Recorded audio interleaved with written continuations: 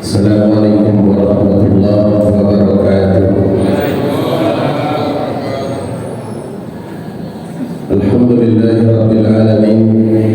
Wassalatu wassalamu ala ashrafil anbiya'i wal mursalin sayyidina wa maulana Muhammadin wa ala alihi wa sahbihi ajma'in. Rabbi shrah li sadri wa yassir li amri wahlul 'uqdatam min lisani yafqahu qawli. Subhanaka la ilma lana illa ma 'allamtana innaka antal alimul hakim.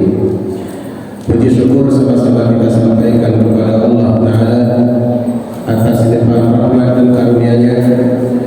Pada malam ini kita berada di pertengahan bulan Sya'ban. Kalau tepatnya malam tadi ke pertengahan bulan Sya'ban. Diistilahkan dengan istilah nisfu Sya'ban. Banyak orang yang melakukan hal-hal tertentu, amalan-amalan pada malam nisfu Sya'ban. Tapi terlepas daripada nisfu Sya'ban, bulan Sya'ban ini sudah merupakan bulan yang mulia.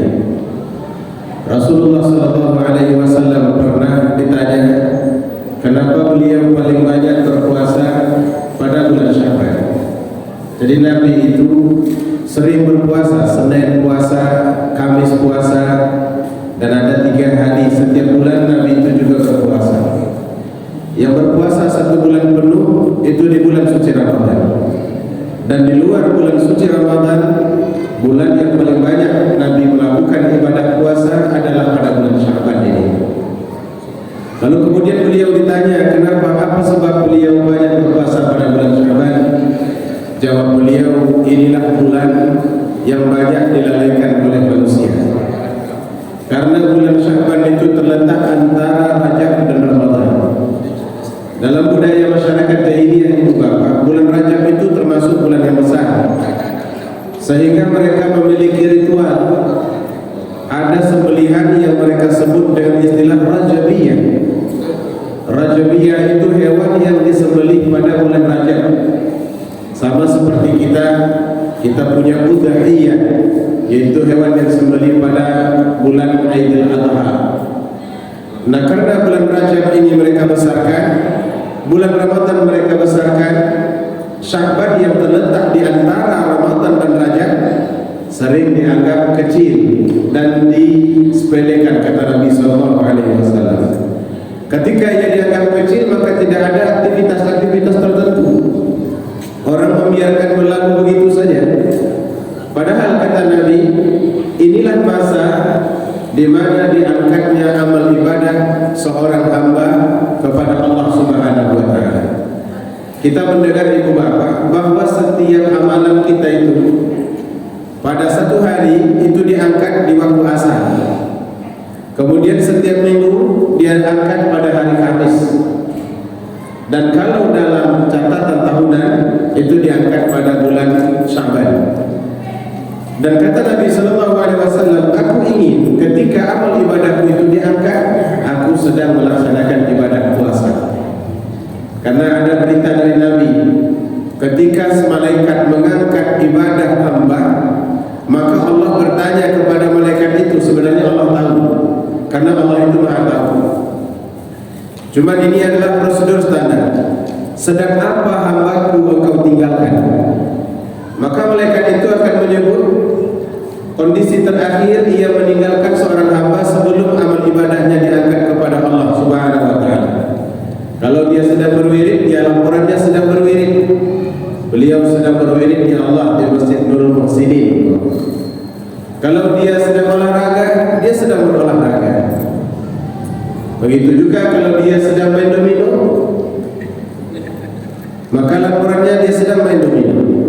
Nah, laporan ini kan sangat mempengaruhi kredibilitas seorang hamba di sisi Allah Subhanahu wa taala.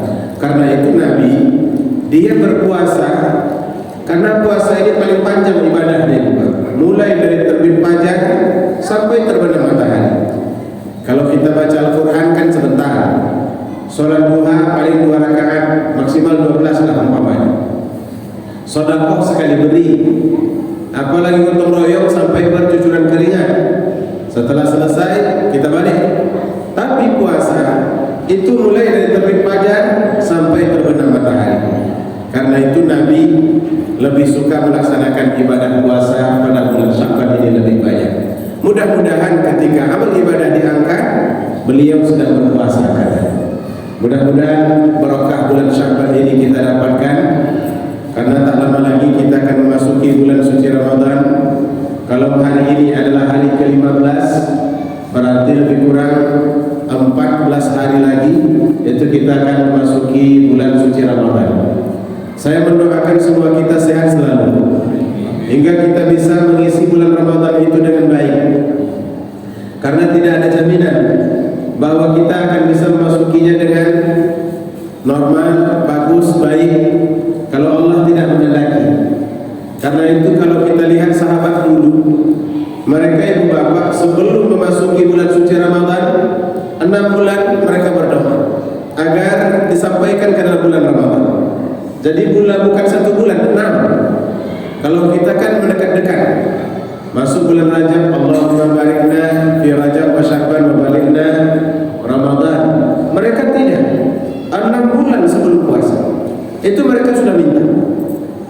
6 bulan setelah Ramadan mereka juga masih berdoa tentang Ramadan. Terimalah amal ibadah puasa kami. Jadi setahun penuh doa para sahabat itu terkait dengan Ramadan. Kenapa seperti itu? Betul, nggak ada yang bisa menjamin bahwa kita akan bisa memasuki bulan itu dengan baik. Karena apalagi kalau ditengokkan kita ini sudah berada di sore hari. Ini kalau ditengok jam pukul 5 semua ini. Yang tak lama lagi akan senja. Mati itu gak perlu waktu yang sangat lama, hanya sebentar saja selesai. Karena itu mudah-mudahan kita diberikan kesehatan, diberikan kesempatan yang lapang dan luas, kekuatan hingga kita bisa mengisi bulan Ramadan itu insyaallah dengan maksimal. Bapak Ibu yang dimuliakan Allah Subhanahu wa taala, kajian kita tentang doa yang diajarkan Nabi kepada Mu'az bin Jabal. Dalam sebuah hadis diriwayatkan oleh Imam Abu Dawud bahwa Nabi sallallahu alaihi wasallam akhadha biyadi, beliau memegang tangan Mu'az bin Jabal. Ini menandakan bahwa Mu'az bin Jabal memiliki posisi yang sangat dekat kepada Nabi. Karena orang tak mungkin memegang tangan kalau dia tak sayang. Sama seperti kita punya teman. Kalau kita punya teman, sayang kita kepada teman itu mesti kita rangkul, pasti kita pegang tangannya. Apalagi menyampaikan hal-hal yang penting untuk dia lakukan demi keselamatannya. Mu'az bin Jabal dipegang tangannya oleh Nabi sallallahu alaihi wasallam. Wa qala, lalu kemudian Nabi berkata, "Ya Mu'az, wahai Mu'az, wallahi demi Allah, inni la uhibbuka, sesungguhnya aku mencintaimu." Jadi cinta dalam Islam itu bukan saja terkait dengan perempuan. Cinta kepada sesama muslim itu juga merupakan bagian dari cinta. Maka Nabi menyebut uhibbuka, aku cinta kepadamu, bukan berarti Nabi menyukai laki-laki, tapi karena dia adalah hamba Allah yang taat, dia muslim yang baik, maka mencintai muslim yang baik termasuk perkara iman yang sangat besar pengaruhnya di dalam kehidupan kita. La yu'minu ahadukum hatta yuhibba li akhi ma yuhibbu li nafsihi. Belum sempurna iman kalian sampai kalian menyukai saudara kalian mendapatkan apa yang kalian inginkan. Kalau kita suka harta benda, maka dalam keimanan kita orang lain juga kita ingin mereka mendapatkan harta benda. Kalau kita suka jabatan, jangan naik sendiri. Kita juga berdoa mudah-mudahan orang lain naik. Kadang ibu bapak ketika kita naik mobil saat hujan, ada orang boncengan anak beranak sampai 3 orang di atas motor, kehujanan, muncul rasa kasihan kita. Mudah-mudahan dia punya mobil seperti saya punya mobil. Pernah doa begitu Pak? Pernah begitu? Atau lewat saja? Atau mungkin bakal lebih laju di situ sehingga nanti airnya kena orang sebelah?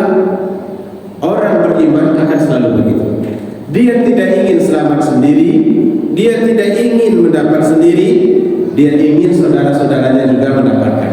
Inilah ciri-ciri orang beriman.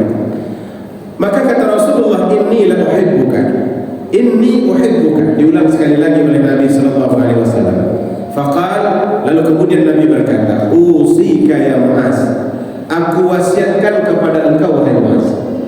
Biasanya ibu bapak wasiat itu hanya diucapkan ketika momen-momen penting. Saat orang akan meninggal dunia, itu biasanya orang berwasiat. Tapi kalau sekedar pesan-pesan biasa, kawan kita balik ke Sumatera Barat, jangan lupa sajian itu ya, itu pesan, itu bukan wasiat itu. Atau jangan lupa nanti bawakan oleh-oleh, pesan, belum wasiat. Tapi ketika kita berada di penghujung usia, saat lidah tak lagi lancar berkata, panggil anak-anak, tanah ada sebelah, itu berikan kepada anak-anak yatim, jangan kalian makan. Itu wasiat itu. Atau ada kebun kita, itu jual nanti, bangunkan masjid. Yang lainnya kalian ambil, itu yang dibangunkan masjid. Itu wasiat. Kutiba alaikum idza hadara ahadakumul maut in taraka khairanil wasiyah. Kata Allah, eloklah ketika kalian rasa-rasa sudah mendekati kematian, maka berwasiatlah. Tinggalkan wasiat-wasiat yang baik untuk orang tua, untuk kaum kerabat, supaya nanti mereka mendapatkan harta benda yang kita tinggalkan. Lalu kata Nabi, usika ya Muaz, aku wasiatkan kepada engkau wahai Muaz, la tada'na fi duburi kulli salatin, jangan engkau tinggalkan setiap kali engkau selesai sholat. Ini lebih mudah bagi kita karena kita sholat sama seperti Muaz. Muaz sholat maghrib, kita sholat maghrib, dia sholat isya, kita sholat isya. Maka kalau disebut Nabi setiap kali engkau selesai sholat, kita juga bisa melakukannya. Apa pesan Nabi sallallahu alaihi wasallam? Setiap kali engkau selesai sholat, maka ucapkanlah lafaz ini, Allahumma a'inni ala dzikrika wa syukrika wa husni ibadatik. Saya ulang ibu bapak, mudah-mudahan kita sudah hafal dan tinggal mengulanginya lagi memperlancar. Allahumma a'inni ala dzikrika wa syukrika wa husni ibadatik. Apa Pak? Ini kalau tak hafal nanti terpaksa dibawa pergi umroh aja. Allahumma a'inni ala dzikrika wa syukrika wa husni ibadatik. Itu yang diajarkan Nabi, jangan pernah engkau tinggalkan kalimat ini setiap kali kau selesai sholat. Banyak zikir-zikir yang diajarkan Nabi setelah sholat. Allahumma antas salam wa minkas salam. Tadi imam kita baca Allahumma ajirna minan nar, Allahumma ajirni minan nar. Dan kemudian lafaz-lafaz lain yang juga diajarkan oleh Rasulullah. Tapi Nabi tidak pernah menyebut zikir-zikir lain itu seperti beliau menyebut zikir ini. Sampai-sampai beliau memegang tangan Muaz dan secara serius beliau berpesan, jangan pernah engkau tinggalkan lafaz ini. Allahumma a'inni ala dzikrika wa syukrika wa husni ibadatik. Kalau memang seperti itu gaya Nabi berpesan, tanda bahwa yang dipesankan di dalam lafaz ini merupakan perkara yang sangat penting bagi kehidupan kita selaku orang beriman. Namun sebelum kita bahas tentang ini, kita ceritakan dulu ini Muaz ini siapa ini? Beliau ini ibu bapak orang Ansar. Orang Ansar itu orang Madinah. Yang dari Mekah disebut Muhajirin, yang di Madinah itu disebut Ansar. Muhajir orang pindah. Maka siapapun yang pindah pada dasarnya disebut muhajir. Kita yang di Pekanbaru ini kan rata-rata bukan orang Pekanbaru asli, tapi muhajir. Saya muhajir dari Kampar. Ya cuman kan dekat di Bapak. Hanya 60 sekian kilo. Saya hijrah ke Pekanbaru. Lain pula iya. Tapi pada dasarnya kalimatnya tetap hijrah. Orang-orang yang pindah. Namun setelah lama kita berada di sini, lalu kemudian bersatu di dalam satu masjid, walaupun kita berbeda latar belakang, berbeda kampung, namun kita sudah bersama dalam jamaah muslimin. Kita ini orang-orang Islam. berbeda. Beliau sebelumnya saya tak kenal, sekarang kenal. Di mana-mana pun saya akan bertemu dengan beliau. Ada jemaah-jemaah lain, kita ini semuanya bersama. Dan itulah kelebihan orang beriman itu. Al-mu'minuna ikhwah. Orang beriman bersaudara. Maka ketika kita berbicara tentang iman, tak perlu ada lagi ente dari mana, ente partai politiknya apa, ente mazhabnya apa, itu tidak lagi jelas. Yang kita bahas adalah bagaimana cara menyatukan orang-orang beriman ini, mensyiarkan agama itu supaya dia kuat, hingga kita betul-betul bisa memperlihatkan Islam itu memang benar-benar besar.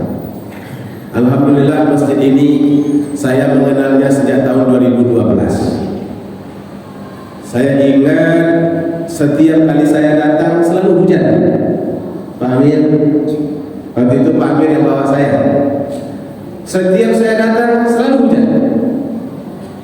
Mungkin Allah Ta'ala ingin saya punya mobil, begitulah. Waktu itu masih punya mobil. Dan setelah itu dikasihnya mobil. Sampai sekarang, alhamdulillah jemaahnya cukup istiqomah. Istiqomah dalam jumlah, karena tahun 2012 jumlahnya ini juga, dan tahun ini jumlahnya ini. Jadi berarti kan istiqomah. Kalau istiqomah itu artinya dia tidak bergerak. Nah, berkurang tidak mau, nampak pun tidak mau. Mudah-mudahan kita ini diberikan berkah oleh Allah Subhanahu wa taala. Nah, Muaz bin Jabal, beliau orang Ansar. Orang-orang yang menyambut Nabi ketika dia datang ke Madinah. Nabi SAW menghadapi masalah di Mekah. Sahabat-sahabat beliau dibunuh, dan beliau pun berencana akan dibunuh. Lalu kemudian kata Allah, hijrahlah ke Madinah, pindah ke Madinah. Karena di Madinah ada orang-orang yang sudah muslim. Mereka siap menerima kedatangan Nabi dan orang-orang yang hijrah kepada mereka. Karena mereka siap untuk menolong. Menolong itu dalam bahasa Arab itu nasrun. Kalau kita baca satu ayat, idza jaa nasrullah, bila datang pertolongan Allah. Nasrun itu artinya yang menolong. Nasrani yang menolong. Ansar orang-orang yang menolong. Maka Muaz termasuk salah satu di antara orang-orang Madinah yang memberikan bantuan kepada Nabi berupa tempat tinggal, kemudian perlindungan, kecintaan dan lain-lain sebagainya. Hingga beliau belajar dari Nabi begitu serius dan banyak sekali ilmunya. Sampai-sampai Nabi bilang, istaqarru al-Quran min arba'. Kalau kalian ingin belajar Al-Quran, belajarlah dari 4 orang. Sahabat itu banyak ibu bapak, tapi tidak semuanya ahli Al-Quran. Ada orang-orang yang memang sudah menjadi ahlinya. Nah, kata Nabi ada 4 yang ahli dalam Al-Quran dari sahabat-sahabat yang ada. Itu tidak masuk Abu Bakar Siddiq, tidak pula masuk Umar, tidak masuk Utsman. Yang 4 ini pertama disebut Nabi Ibnu Mas'ud. Yang kedua Salim Maula Huzaifah. Dan yang ketiga Ubay bin Ka'ab. Yang keempat salah satunya Muaz bin Jabal. Jadi setiap orang itu punya kelebihan. Inilah penghargaan Nabi. Pelajarannya bagi kita, orang bisa bagus dalam satu bidang tapi tidak bagus dalam bidang lain. Semua mereka mendengar Al-Quran dari Nabi, tapi yang ahli Al-Quran cuma 4. Karena itu kalau kita berkeinginan, mungkinkah kita seperti orang Arab ahli Al-Quran? Nah, itu nggak bisa ya, karena kita bukan orang Arab, lidah kita bukan lidah Arab. Maka kita sepasi Arab itu tidak mungkin. Sepasi-pasi kita di dalam berbahasa tetap saja nampak. Jangankan bahasa Arab, bahasa Indonesia saja kan kadang nggak pasti. Sebenarnya saya tidak pula seperti itu, tetapi itu kira-kira orang mana? Kampungnya saja Pak, apa disebut? Kampar mungkin. Saya berani menyebut orang Kampar karena saya orang Kampar. Kalau orang lain saya tidak berani. Ada orang Jawa pergi ke Sumatera Barat, sudah beranak pinak di sana, ngomongnya Sumatera Barat, sapananya apa katanya? Sapananya Adenko orang Jawa, Tapi tidak lama di Minang, tidak calon dia jawab dia. Sebegitu susahnya berbahasa. Maka sahabat pun walaupun mereka mengajar mendapatkan Al-Quran langsung dari Nabi, firman Allah itu selalu turun ketika mereka punya problem. Tapi yang ahli di dalam Al-Quran itu cuma 4. Seperti yang disebutkan Rasulullah SAW tadi. Yang memilihnya ini bukan kita ini Bapak. Nabi sendiri yang bilang, kalau kalian mau belajar Al-Quran, belajar dari 4 orang sahabat, yaitu Ibnu Mas'ud, Salim, Ubay bin Ka'ab, dan kemudian Mu'az bin Jabal. Nah, yang kita ceritakan sekarang ini terkait dengan hadis yang kita bahas, itu tentang Mu'az bin Jabal. Nah, karena beliau ini ahli Al-Quran, ahli tafsir, ahli fikih, maka beliau terpilihlah menjadi utusan Nabi untuk mengajarkan orang-orang Yaman agama Islam. Waktu itu orang Yaman belum Muslim. Mereka baru sebahagian mendengar tentang Islam dan sudah ada yang beriman memang. Tapi mengajarkan agama secara serius itu belum ada. Maka Nabi memanggil Mu'az bin Jabal, pergilah engkau ke Yaman, ajarkan mereka tiada Tuhan selain Allah, ajarkan mereka sholat, ajarkan mereka zakat. Artinya orang kalau sudah dipilih menjadi utusan pengganti Nabi kan hebat itu juga. Enggak mungkin dia tidak hebat kalau dia terpilih. Ini ada kelebihannya. Maka dia diutus oleh Nabi ke Yaman. Dia terkenal sekali dengan kalimat-kalimatnya. Sebelum beliau berangkat ke Yaman, dia datang kepada Nabi. Ya Rasulullah, kalau aku nanti berada di sana, kira-kira apa yang harus aku jaga? Nabi menunjuk lidah. Lalu kemudian dia bertanya lagi, pesankanlah sesuatu ya Rasulullah. Nabi menunjuk lidah. Sampai 3 kali Nabi menunjuk lidah. Mu'az masih bertanya juga. Dia ingin Nabi memberikan teks, poin-poin apa yang perlu dijaga. Tapi Nabi cuma beri isyarat dan tunjuknya lidahnya. Maka kata Nabi setelah 3 kali dia bertanya, wahai Mu'az, kata Rasulullah, apakah kau berpikir bahwa manusia masuk neraka karena wajah? Tidak. Manusia masuk neraka kebanyakan karena lidahnya. Maka kalau kau berada di sana, engkau masuk ke kampung yang baru. Engkau akan bertemu dengan orang yang dulu tidak pernah kau kenal sama sekali, di mana budaya mereka berbeda dengan budayamu. Yang harus engkau jaga adalah lidah. Lidah itu menjadi kunci keselamatan. Maka kalau lidah ini sudah terjaga, itu mungkin 2/3 dari dosa itu sudah selesai dari Bapak. Karena kebanyakan kesalahan itu muncul dari lidah. Kemarin ada seorang ustaz, mungkin terlepas boleh jadi, tapi tak tahulah sengaja terlepas itu. Yang jual apa? Yang jual SD, Pak. SD masih enek atau sudah habis? Katanya enek masih ada. Lalu dia bilangnya jual sana, cuma kalimat terakhirnya nggak enak. Apa katanya? Kita pun tidak mau menyebutnya.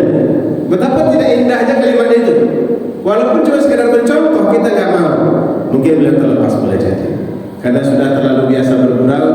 Lalu kemudian dia menyebutkan kalimat itu yang ternyata sangat menghina. Nah, ini lidah itu masalah.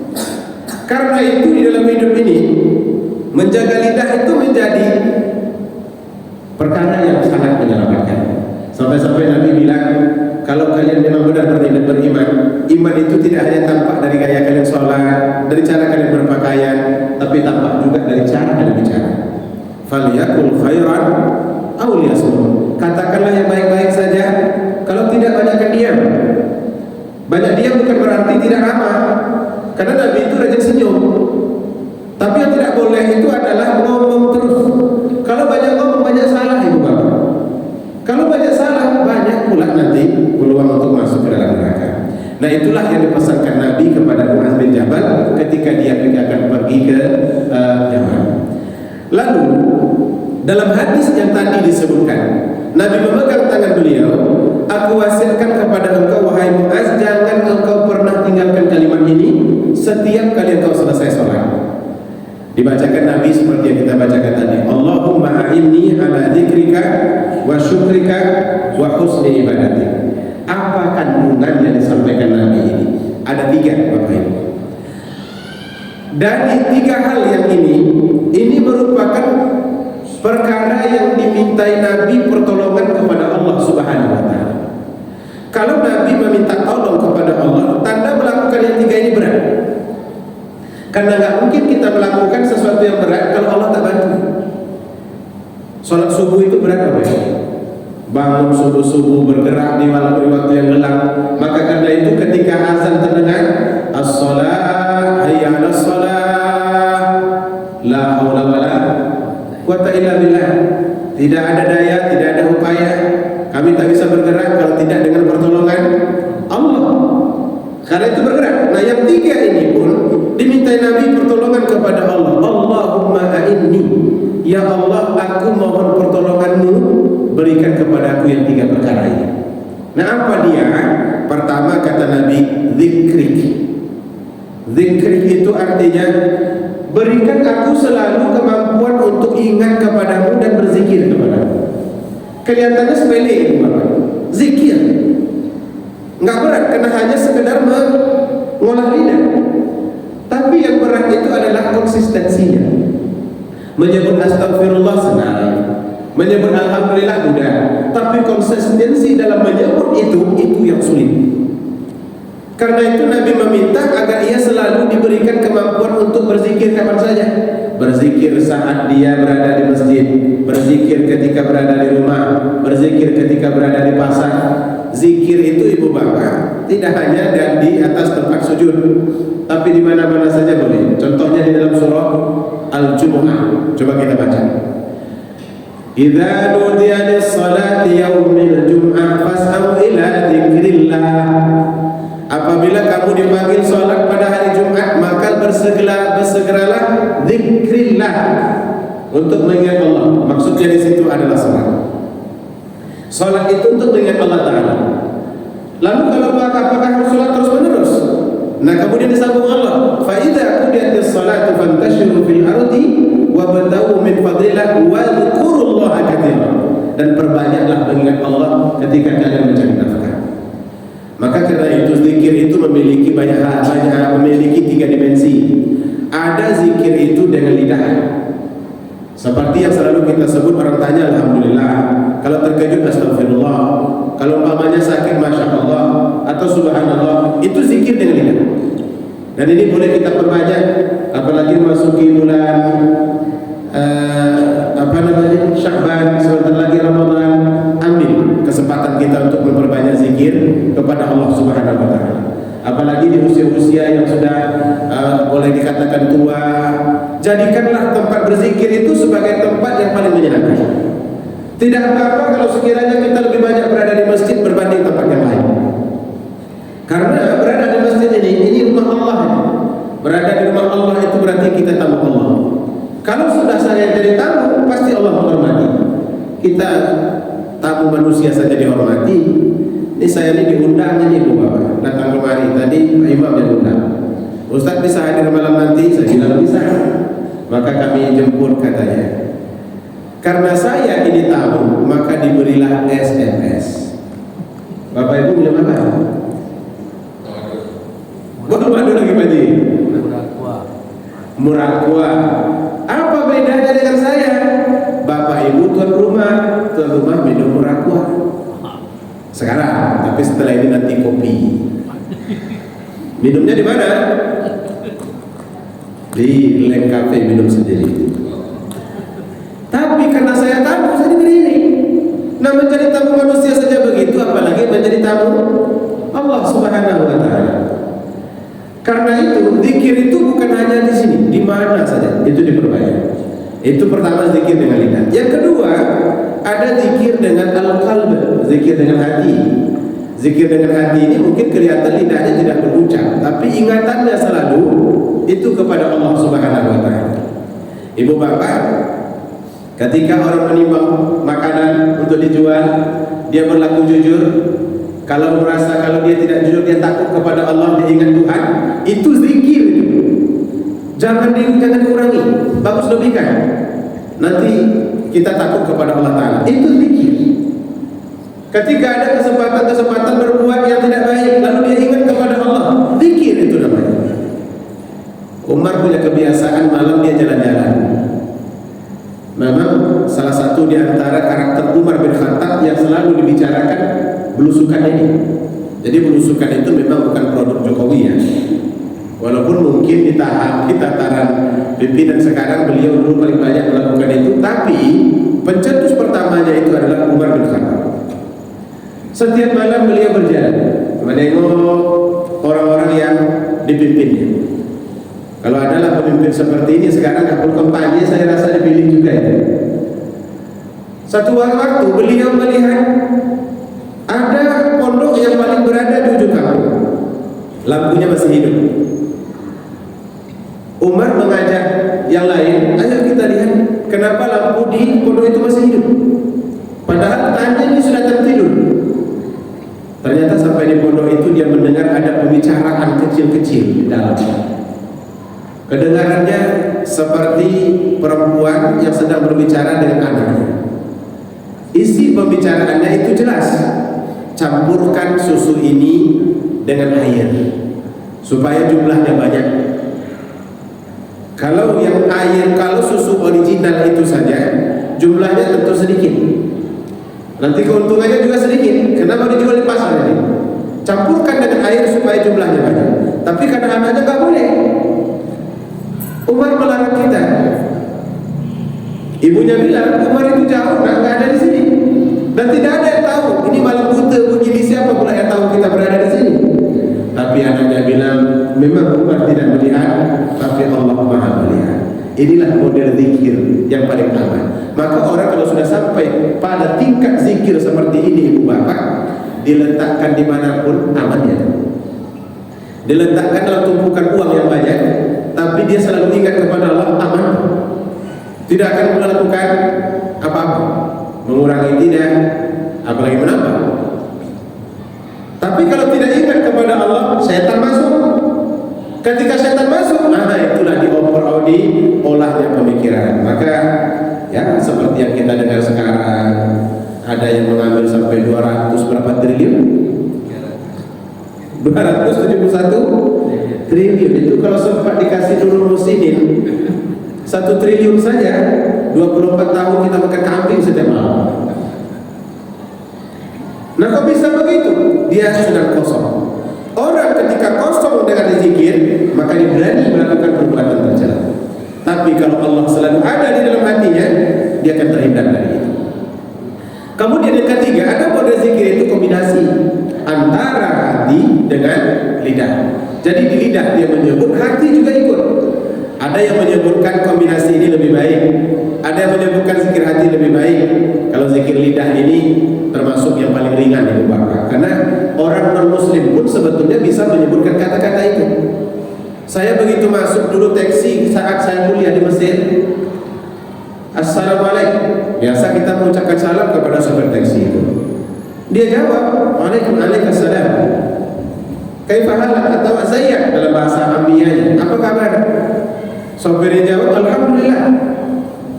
Begitu duduk, dilihat biasanya kan dekat kaca itu ada yang gantung tuh. Itu salib ternyata. Saya tanya, apa kata Masehi? Anta ini Kristen atau bagaimana? Iya, katanya saya Kristen. Lalu kenapa anta bilang Alhamdulillah? Apa jawab beliau? Ya benih. Orang Arab itu biasa memanggil kita ya benih itu wahai anakku. Wahai ya habibi, wahai kekasihku. Itu biasa orang Arab menyebut seperti itu. Nah, cuman kita kan nggak lazim, apalagi kalau menyebut kekasihku kepada istri tetangga. Nah, itu bisa lama urusan nanti itu. Ya benih, kata beliau, wahai anakku, ini bahasa Arab. Ente tanya apa kabar? Alhamdulillah. Semua orang Arab, muslim dan muslim akan mengucapkan kalimat itu. Tanda bahwa zikir di lidah itu amat ringan. Tetapi walaupun demikian Allah suka. Yang berat itu adalah zikir di hati. Karena ia berat, maka Nabi minta kepada Allah, bantulah aku ya Allah agar engkau selalu hadir di hatiku. Hingga kalau bisa agar engkau selalu muncul di lidahku. Hingga hati tidak kosong, lidah juga tidak kosong. Dipesankan Nabi SAW, jangan sampai lidah kalian kering dari menyebut Allah, nama Allah, atau berzikir kepada Allah Subhanahu wa Ta'ala. Hadirin hadirat yang dimuliakan, ada seorang ahli sihir mengirimkan santet kepada seorang lelaki. Saya tidak tahu jenis santetnya apa. Cuman kalau di tempat kita dulu ada 7 namanya. 7 itu yang terbang. Dia terbang biasanya kalau dia turun di satu tempat, ada orang yang diintai itu di sana, maka nanti badannya akan membiru. Saya tidak tahu persis itu apa yang bendanya, tapi ini dikirimkan dan itu membawa jin. Cuman setiap kali jin ini dikirim, dia balik lagi kepada dukunnya. Dia memberikan laporan bahwa dia tidak bisa. Dicoba lagi sekali, balik lagi sampai 3 kali coba. Satu waktu bertemulah dukun ini dengan orang yang akan disihir itu. Ditanya dukun, apa yang engkau amalkan dan yang engkau pakai? Dia bingung, maksudnya apa yang engkau pakai? Enggak mengerti beliau, aku tidak memakai apa-apa. Baru dukun itu mengakui, aku 3 kali mengirimkan jin kepada engkau, tapi jin itu kembali. Dia bilang dia tidak bisa. Lalu kata laki-laki ini, aku hanya sekedar mengamalkan. Dia kalau sudah mengamalkan berarti terus menerus dikatakan. Ada kalimat dalam Al-Quran yang diamalkan. Bapak Ibu mau saya ajarkan ini kalimat ini? Mau? Tapi tak ada lagi santet menyantet sekarang. Sekarang santet itu bisa diganti dengan uang. Orang dikasih santet gak mati, dikasih uang bisa mati. Apa yang dipakainya? La ikraha fid din, qad tabayyana ar-rusydu minal ghayy, faman yakfur bit-taghuti wa yu'min billah faqad istamsaka bil urwatil wuthqa lam fisama laha wallahu sami'un alim. Bisa Bapak Ibu apa? Nah, udahlah, baik apa-apa. Kalau begitu biar saya sendiri. Ini yang saya amalkan katanya. Karena dia mengamalkan itu, dia selalu merasa bersama Allah Subhanahu wa Ta'ala. Siapa yang beriman kepada Allah, maka dia berpegang kepada tempat yang kokoh. Dia merasa selalu dipersamai dengan Allah. Itu sebab jin itu tidak bisa masuk. Jadi ketika manusia selalu berzikir kepada Allah Subhanahu wa Ta'ala, dia akan dihindarkan oleh Allah dari syaitan. Tanaha anhu syaitan, Allah akan menjauhkan syaitan daripadanya. Ini yang pertama diminta oleh Allah. Yang kedua, syukri. Bantulah aku ya Rasulullah Allah untuk selalu bersyukur kepadamu. Syukur ini sama seperti zikir, sepele, tapi kadang-kadang kita lupa. Yang membuat kita lupa itu karena selalunya persepsi kita berharap ada sesuatu yang lebih baik daripada yang kita duga sekarang atau yang kita dapatkan, sehingga memuji Allah dalam bentuk syukur itu selalu hilang. Padahal nikmat itu banyak Ibu Bapak. Nikmat itu bukan hanya uang. Ini dapat duduk ini syukur ini, alhamdulillah. Bisa ikut pengajian bersyukur, alhamdulillah. Banyak orang yang tidak sempat duduk sama sekali. Di usia tua dia masih diburu-buru dan kehidupan dunia. Masih banyak yang ingin dikejar, padahal dia letih sebetulnya. Dia letih, dia capek, tapi hasratnya masih tetap memburunya. Hingga kadang-kadang sholat itu tak sempat berdoa. Assalamualaikum warahmatullahi wabarakatuh. Assalamualaikum warahmatullahi wabarakatuh. Kalaupun ada doanya, doa pendek saja. Rabbana atina fid dunya hasanah wa fil akhirati hasanah. Cabut udah. Kemana perginya? Wallahu a'lam. Maka ketika kita sudah berada di zona istirahat, lalu Allah berikan kesempatan untuk beristirahat di masjid seperti ini adalah nikmat. Maka karena itu Nabi minta supaya biar betul-betul bersyukur kepada Allah. Yang ketiga, ini saya cepatkan jadinya karena waktu kita habis. Husni ibadati, bantulah aku ya Allah untuk memperbaiki ibadahku kepadamu. Salatku, ibadah-ibadahku yang lain. Karena beribadah ini Ibu Bapak resiko. Salat umpamanya, semua orang bisa salat, tapi tidak semua orang bisa khusyuk. Banyak gangguan yang bisa terjadi justru ketika kita berada di dalam salat itu. Soal melakukan gerakan semua orang bisa, ikut saja imam. Wailul maghdubi alaihim waladdallin, amin. tidak semua orang bisa. Sementara kebaikan ibadah salat itu ada pada khusyuknya. Hingga disebut bahwa khusyuk itu roh salat. Kalau ia ada, maka salat itu seperti jasad yang masih memiliki roh. Tapi kalau khusyuk tidak ada, maka salat itu seperti jasad yang tidak lagi ada roh. Berarti dia seperti bangkai.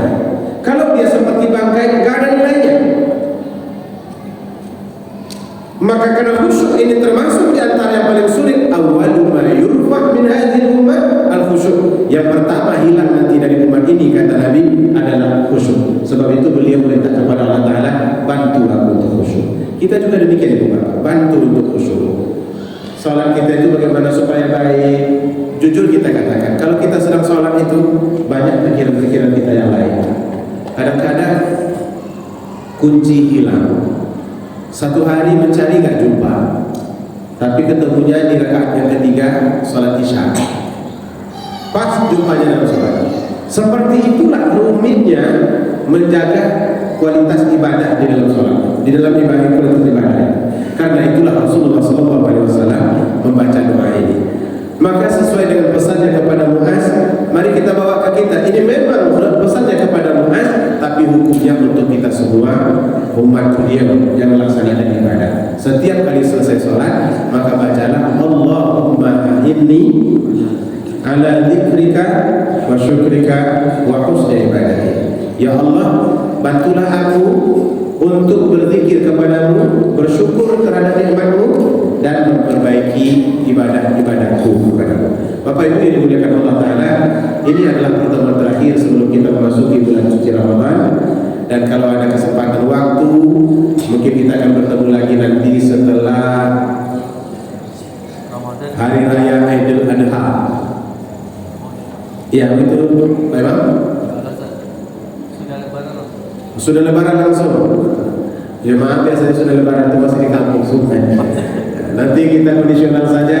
Kalau sudah ada jemaah kita yang kembali ke kota, maka majelis ini akan kita lanjutkan kembali. Oleh karena itu, memasuki bulan suci Ramadan ini, saya mohon maaf banyak-banyak kalau ada kalimat-kalimat yang tidak wajar, yang tidak semestinya yang saya ucapkan. Maklum, kalimat kita sedang bicara begini, itu kita tidak bisa memfilter semua yang keluar. Kadang-kadang ada yang menyinggung. Oleh karena itu saya mohon maaf yang sebesar-besarnya kepada Bapak Ibu. Dan saya mengucapkan selamat menunaikan ibadah puasa di bulan Ramadan 1446 Hijriah. Semoga berkah Ramadan kita dapatkan. Demikian yang lebih kurang mohon maaf. Billahi taufiq wal hidayah. Wassalamualaikum warahmatullahi wabarakatuh.